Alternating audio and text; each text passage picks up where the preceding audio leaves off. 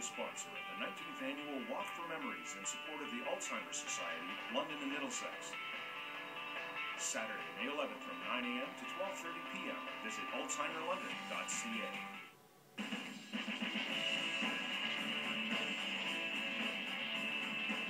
This is Rogers TV, London.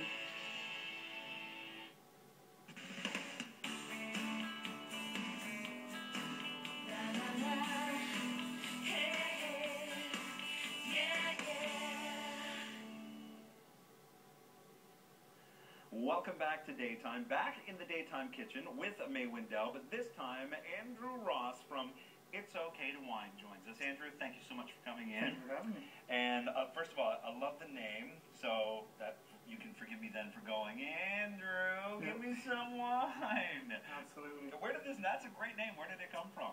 We have a couple little clever names we play around with, but coincidentally, if I don't mention my mother giving that idea, I might get some trouble. Absolutely. Yeah. Definitely get in trouble.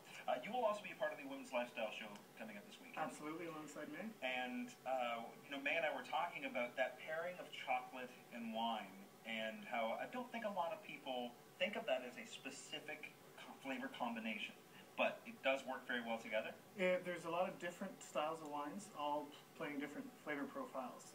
And when you get to play around with them, which coincidentally we get to with May, and it's a hard we get job. together and try. Tough job. You guys are so hard done by, aren't you?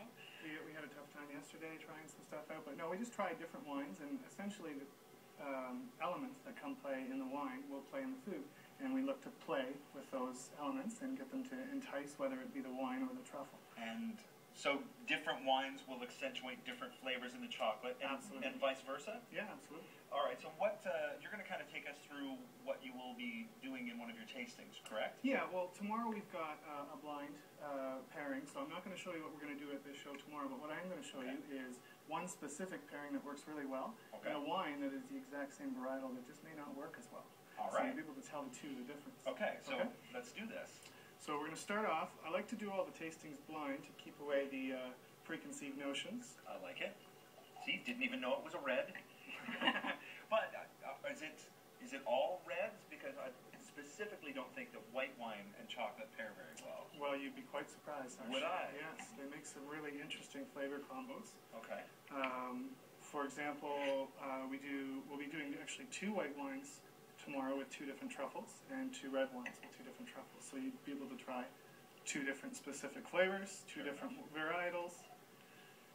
All right. And you're actually, where you put each of them? I do.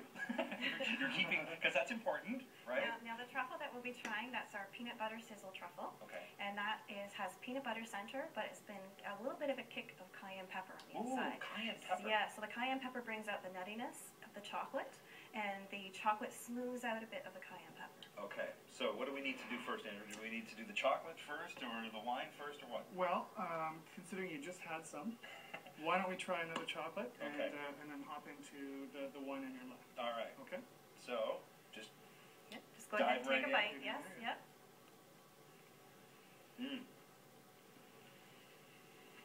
Yeah, a little kick of cayenne. Just a little, just tiny. Yeah, not enough to make it, it's not like it's spicy or anything, but offensive. it's just enough to give it a bit of a little bite. Have a sip of the wine on your left. Okay, so I don't know what this is, and it really doesn't matter, because all I'm worried about is the flavor combination. That's correct, yes.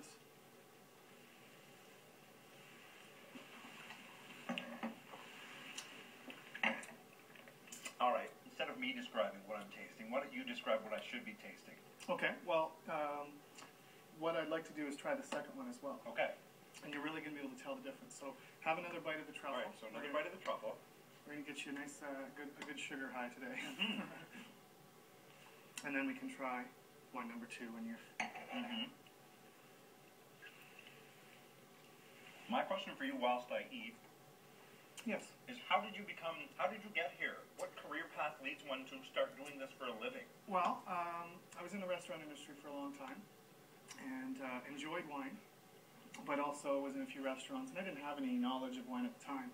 So I get called on a few things when you're at a table and someone's asking you, and I didn't like not having the answer. So I started looking up into it, and then I just kind of fell in love with wine, left the restaurant industry, and now work with a bunch of importers flavors and have my own company that does wine pairings.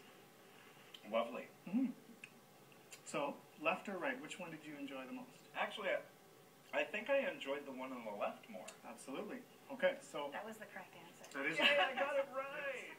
So the wine on the left is a hot climate red. It's a Californian red blend, so you have a Cabernet Sauvignon, you have a little Zinfandel, Okay. and a little Cab Franc. But what's different about the California and the central California valleys is it's really hot. It's really a lot of sun exposure. Absolutely. So the fruit has no issue getting ripe. Their actual battle is not having too much sugar, so that when they go to ferment, the alcohol level doesn't go too high. Right. So theoretically, when we try most Californian red wines, they seem to have a bit of residual sugar, a bit of a sweetness to them, and that's actually what we're playing with here. We've got some jammied fruits with some sweetness that are actually helping with that cayenne pepper and the salt of the peanuts, Absolutely. allowing you to taste the chocolate underneath. So that's where that one came from. The second wine is actually a newer world example of a cab as well. However, it's from Chile. A little cooler in climate where it's made, and you can taste that right away. Absolutely. It's just a little Crisper, vegetal, yeah. a little crisper. The acids are higher, which didn't taste poorly with the truffle, but it No. didn't make you go, oh, Yeah. interesting. Yeah. So that's what's kind of exciting. The first one obviously was it's called the Heavyweight, and the second one is called Vallandino. So these are both small lot producers. So does the sugar, does the sweetness have I mean, is that really what you're trying to pair up? Is that kind of what you need to gauge? Sometimes in most things you eat and drink, there's four main elements. You'll have acidity, you'll have astringency, which the best way to explain the astringency is like having an oversteeped tea, Right. and you get that drying effect on your tongue. And then you'll have sugars and you'll have alcohol, right? Alcohol mainly, obviously, in alcoholic beverages. But the playing with those four elements allow you to give you a balanced product. And essentially, depending on where you get the wines and where the grapes are coming from, different signatures will come out of that varietal. And we try and pair it off with a specific flavor of the truffles. Beautiful. Andrew, May, thank you so much for this. You must get to the Women's Lifestyle Show and check out this amazing pairing of wine and chocolate. What would you pair with a chocolate-covered licorice, Andrew? Think about that. Yeah. Tell me during the break. All right. Anytime right after this. We'll be right back.